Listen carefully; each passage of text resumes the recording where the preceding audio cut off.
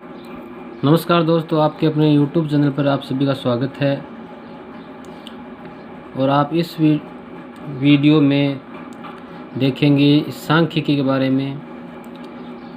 Starting से जो सांख्यिकी के बारे में क्या क्या टॉपिक आते हैं उसके बारे में अध्ययन करेंगे। सबसे पहले हम बात करेंगे आंकड़ों का संग्रहण।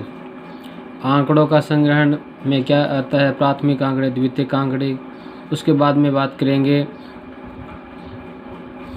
आंकड़ों का प्रस्तुतिकरण। आंकड़ों का प्रस्तुतिकरण यानी आंकड़ों को किस प्रकार दिखा सकते हैं, उसको किस प्रकार पेश कर सकते हैं, इसके बारे में अध्ययन करेंगे। उसके बाद में हम बात करेंगे आंकड़ों का आलेख निरूपण। ग्राफ द्वारा किस प्रकार आंकड़ों का निरूपण कर सकते हैं। तो सबसे पहले हम बात करते हैं कि आंकड़ों का संग्रहण।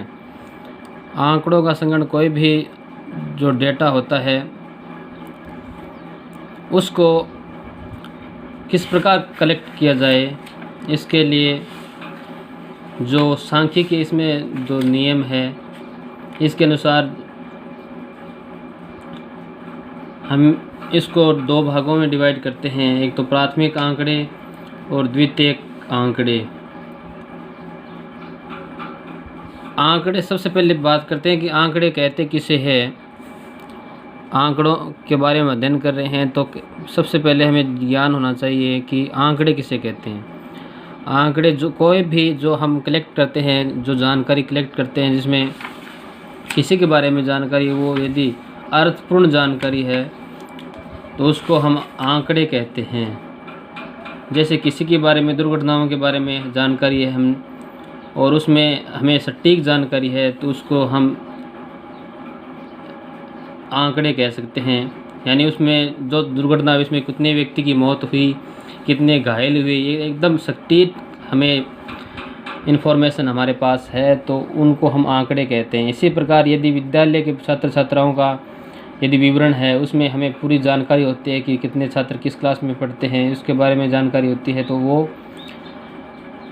एक आंकड़े कहलाएंगे, डेटा कहलाएंगे। अब इन आंकड़ों को हम दो भागों में डिवाइड करेंगे। सबसे पहले बात करते हैं प्राथमिक आंकड़ों की। प्राथमिक आंकड़े किसे कहते हैं? जब हम पहली बार कोई जो आंकड़े होते हैं, नए सिरे से पहली बार जो एकत्रित किया हुआ जो आंकड़े होते हैं, उन्हें क्या कहते हैं? प्राथमिक आंकड़े कहते हैं। जैसे विद्यालय की कक्षा 9वीं में पढ़ने वाले छात्रों का भार कितना है या इसकी लंबाई कितनी है, ये ज्ञात करते हैं तो वो प्राथमिक आंकड़े कहलाते हैं। जैसे कोई भी व्यक्ति है, वो डायरेक्ट किसी के बारे में अन्वेषण स्वयं करके सीधा संपर्क के द्वारा जानकारी प्राप्त कर लेता है, वो प्राथमिक आंकड़े कहलाते हैं। ठीक है। जैसे कोई भी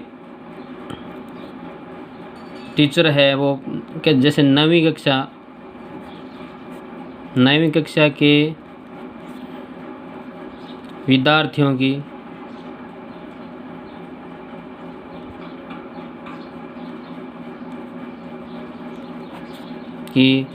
लंबाई के बारे में जानकारी हासिल करते हैं, या उसके छात्रों के भार के बारे में, तो ये होते हैं प्राथमिक आंकड़ों के अंतर्गत। उसके बाद बात करते हैं द्वितीयक आंकड़े। द्वितीयक आंकड़े किसे कहते हैं? कि जब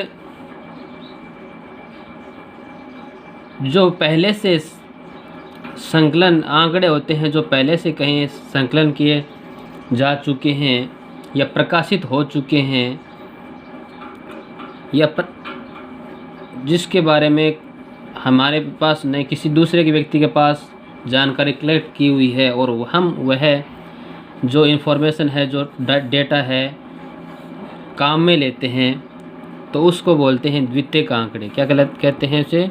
द्वितीयक आंकड़े कहते हैं। जैसे सरकार द्वारा कोई भी जो बिजली है या शिक्षा है या जन्म मृत्यु या राजस्व रिकॉर्ड ब्यौरा प्रकाशित करती है, ये द्वितीयक आंकड़े कहलाती है। जैसे शिक्षा से संबंधित कोई भी जो आंकड़े होते हैं, ये सरकारें जो प्रस्तुत करती है या रिकॉर्ड जो प्रकाशित करती है, बिजली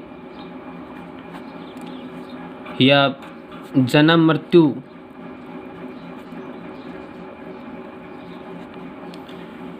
राजस्व रिकॉर्ड जिसको बोल सकते हो, इसके बारे में जो ब्यौरा प्रस्तुत करते हैं वो क्या कहलाते हैं? द्वितीयक आंकड़े कहलाते हैं। ठीक है। प्राथमिक आंकड़े की बात करें तो प्राथमिक आंकड़े भी दो प्रकार से एकत्रित किए जा सकते हैं। प्राथमिक आंकड़े एक तो प्रत्यक्ष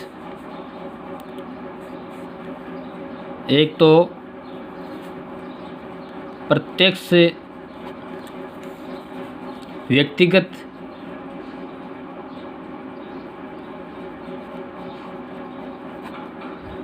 अन्वेषण।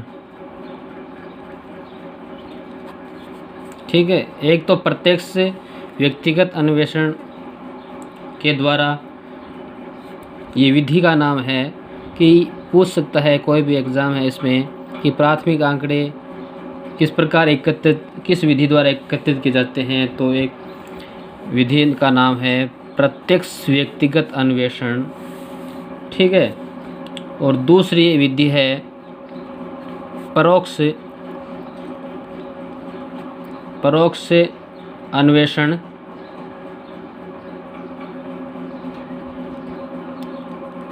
विधि, तो वो विधि, इनके नाम याद रखने पड़ेंगे कि प्रत्यक्ष व्यक्तिगत विधि कौन सी है। प्रत्यक्ष तो नाम से पता चल रहा है, प्रत्यक्ष व्यक्तिगत अन्वेषण विधि से, तो इसका मतलब इस विधि में अन्वेषण स्वयं जो संबंधितों से सीधा संपर्क करके जानकारी प्राप्त करता है वो तो प्रत्यक्ष हो गई। और परोक्ष में जब अन्वेषण का क्षेत्र विस्तृत हो यानी ज़्यादा हो और अन्वेषण द्वारा स्वयं जाना संभव न हो, इसलिए अन्य द्वारा जो सूचनाएं एकत्रित की जाती है वो होता है परोक्ष अन्वेषण विधि। तो ये एग्ज़ाम में पूछते हैं तो याद रखेंगे। प्रगणकों द्वारा अनुसूचियाँ भरवा करके, सूचकों द्वारा जो प्रश्नावलियाँ भरवा करके, स्थानीय स्रोतों या संवाददाताओं के द्वारा जो सूचनाएं एकत्रित कर सकते हैं, और ये परोक्ष अन्वेषण के अंतर्गत आते हैं।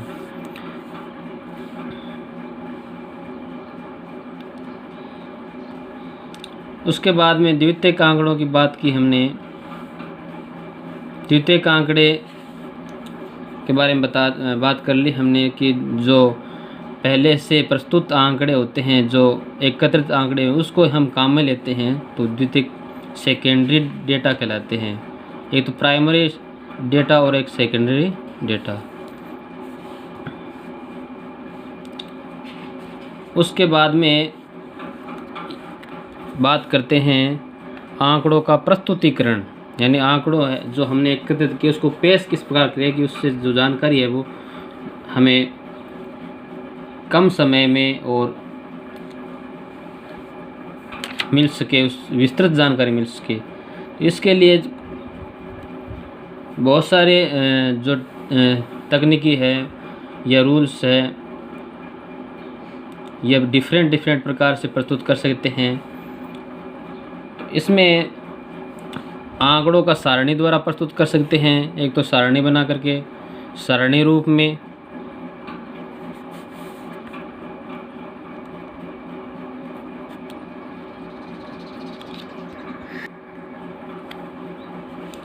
सारणी रूप में बात करें तो एक तो होती है कि बारंबारता बंटन सारणी,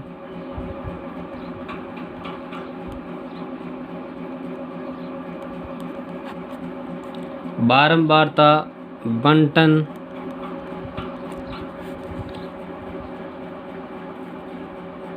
सारणी। बारंबारता बंटन सारणी भी दो प्रकार की होती है। जो एक तो बारंबारता बंटन सारणी अवर्गीकृत, एक तो होती है अवर्गीकृत।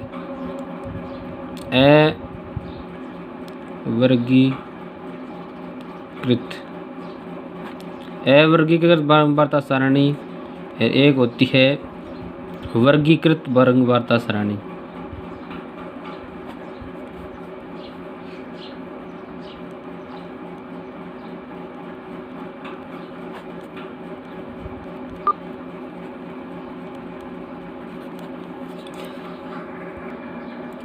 तो एग्जाम्पल द्वारा समझते हैं कि एक विद्यालय के कक्षा 10वीं के छात्रों के जो 20 छात्र है उसके अंक है वो निम्न प्रकार आए 10 में से।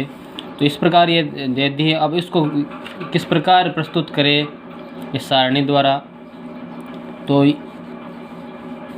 हम मिलान चिन्ह द्वारा उसको प्रस्तुत कर सकते हैं। एक तो जैसे इस प्रकार सारणी बनाई हमने,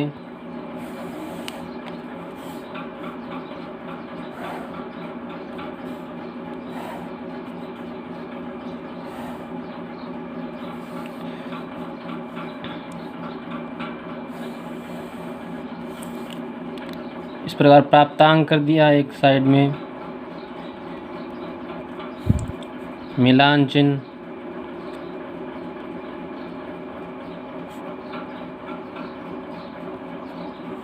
और बारंबारता।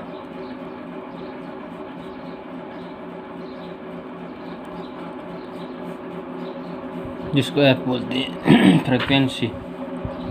मिलान चिन्ह को इंग्लिश में टेली चिन्ह भी बोलते हैं।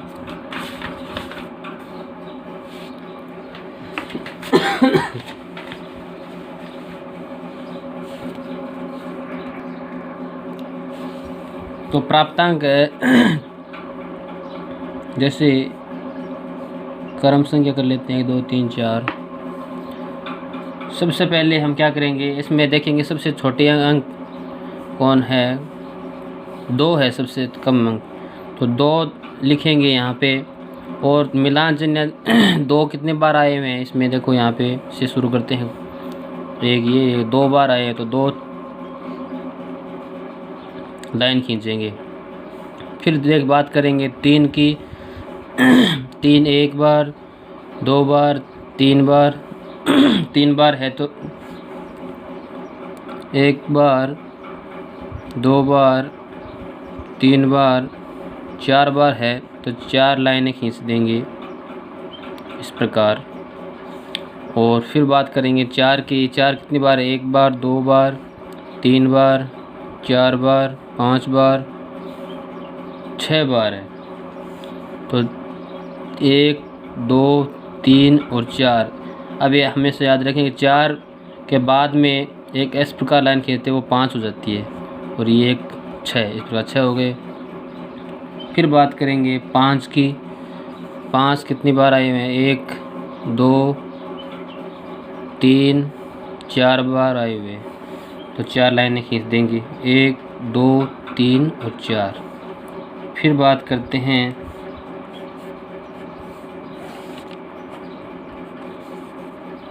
8 की। 8 कितनी बार आए हुए हैं इसमें देखिए, 8 1 बार, 2 बार, 3 बार, 4 बार आए हुए हैं तो 8 के आगे भी 4 लाइन खींचती है, 1 2 3 और 4। ठीक है, हमेशा याद रखना कि जो ये लाइन खींचेंगे ये इस प्रकार लाइन खींचेंगे, कई इस प्रकार खींच देते वो गलत हो जाती है। तो हमेशा याद रखेंगे इस प्रकार लाइन खींचेंगे। और ये संख्या है वो आगे लिख देंगे, वो उसकी बारंबारता है। ये 2 है, ये 4 है, ये 6 है, ये 4 है, ये भी 4 है। इस प्रकार जो ये हमारे पास जो आंकड़े हैं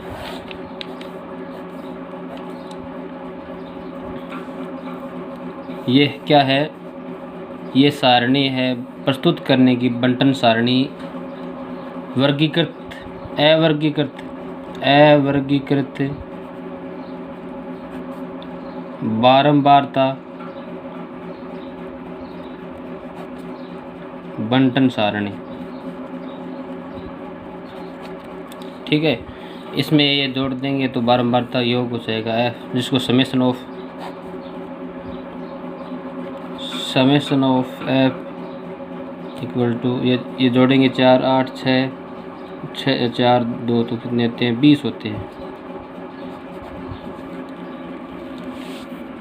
ये तो है अवर्गीकृत, यानी इसमें वर्गीकृत नहीं है, वर्ग थोड़ी बने हुए इसमें 2 से 4 5 से 6 इस प्रकार का, यानी सिंपल है संख्या प्राप्त है उसके बारे में लिखते हैं। तो ये सारी मिलान चिन्हों वाली जो रीट लेवल के लिए और फर्स्ट ग्रेड में भी काम आने वाली है। और यदि इसमें वर्ग बने होंगे, यदि 10 से 20 के बीच में, 20 से 30 के बीच में, 30 से 40 के बीच में संख्याएं, 40 से 50 इस प्रकार जो वर्ग बने हुए होंगे उस सारणी को बोलते हैं वर्गीकृत बारंबारता बंटन सारणी। तो इस प्रकार आप सबको समझ में आ गया होगा कि बारंबारता बंटन सारणी किस प्रकार प्रस्तुत करने के लिए काम आती है आंकड़ों को। धन्यवाद दोस्तों, आपके लिए आज बस इतना ही। कल हम बात करेंगे आंकड़ों के आलेख निरूपण के बारे में। वीडियो कैसा लगा लाइक करें, कमेंट करें और वीडियो को शेयर करें। साथ ही साथ यूट्यूब चैनल को सब्सक्राइब करें और पास में जो बेल आइकन है उस पर प्रेस करें, जिससे आने वाले वीडियो की नोटिफिकेशन अपने मोबाइल पर मिल सके। जय हिंद, जय भारत।